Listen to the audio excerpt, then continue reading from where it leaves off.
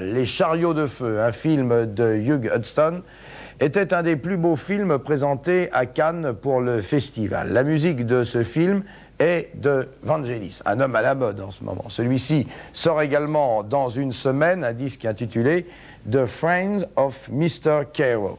Mais Vangelis est surtout un compositeur de musique de film et de documentaire. Patrice Drevet l'a rencontré à Londres. Il nous le fait découvrir maintenant. 1968, les Yéyés terminent leur crise de croissance avec les Aphrodite Child. C'est Vangelis Papathanassiou qui compose et joue du piano et Demis Roussos qui chante. Mais l'aventure au pays des idoles se termine en 1970. Vangelis vit à Londres depuis 1974. Pour lui, les Aphrodite Child ne sont plus qu'un souvenir d'enfance. Ce grec d'origine, 36 ans, évolue maintenant entre le rock, le jazz et la musique contemporaine.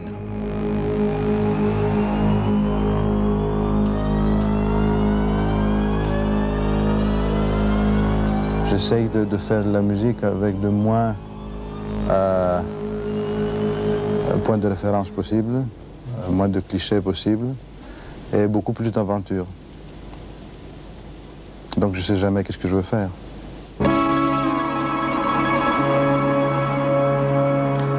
C'est probablement pour cela que nous l'avons rencontré à Londres dans une ancienne école qui ressemble plus à un laboratoire qu'à un studio d'enregistrement. La musique qu'on a aujourd'hui, l'héritage de la musique qu'on a aujourd'hui, la plupart du temps, surtout dans le monde occidental, c'est une musique plutôt sociale. Elle est traitée comme ça, elle est conçue comme ça, et elle est inspirée comme ça. Et c'est là où je trouve que c'est faux. La fonction de la musique est beaucoup plus biologique, beaucoup plus profonde que ça. Parce qu'elle existe avant l'être humain. À l'Orient, les gens, ils ont compris un peu ça. Mais ils n'ont pas pu l'expliquer. Et le jour où on va décoder la musique, on va peut-être comprendre les choses que même la science aujourd'hui ne peut pas nous faire comprendre. Parce qu'il y a un moment où on ne trouve plus les mots. Mais là, on ne trouve plus le mot, on trouve la musique. Mais quand on trouve la musique, on essaie de l'expliquer. Et en essayant de l'expliquer, on dit des mots. Et c'est un cercle vicieux. Sa rencontre avec Frédéric Rossif, il y a un peu moins de 10 ans, en fait le plus grand illustrateur sonore du monde. L'Apocalypse des animaux s'est vendu à 300 000 exemplaires et se vend toujours.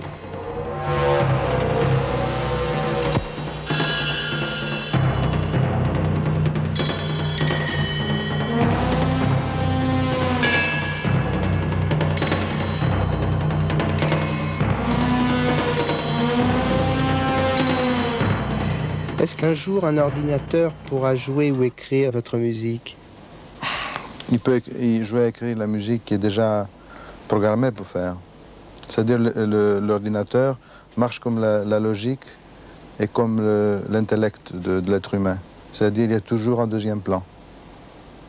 Il est toujours après. Mais il ne peut jamais faire quelque chose avant. Qu'est-ce qui lui manque? Ça lui manque la décision.